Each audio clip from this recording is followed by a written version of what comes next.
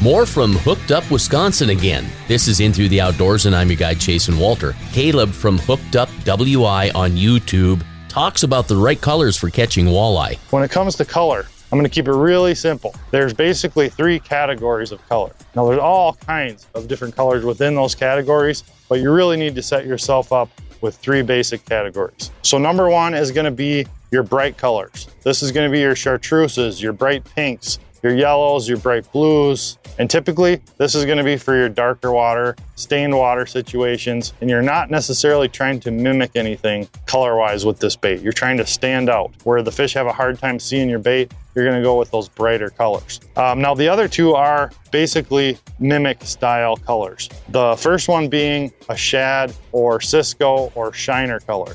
And there's a lot of baits out there with this pattern on them. Basically mimics any kind of silver-sided bait fish, typically pelagic bait fish. Walleyes eat a ton of those, and that's a great way to mimic those baits. Now the third one is in panfish-based forage lakes. You're going to use a panfish color.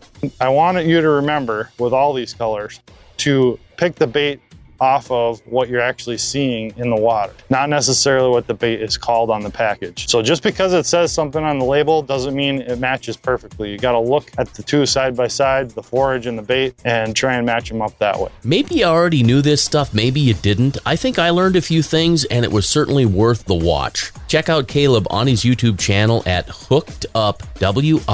I'm Jason Walter, and that's In Through the Outdoors. Be safe, and thanks for listening.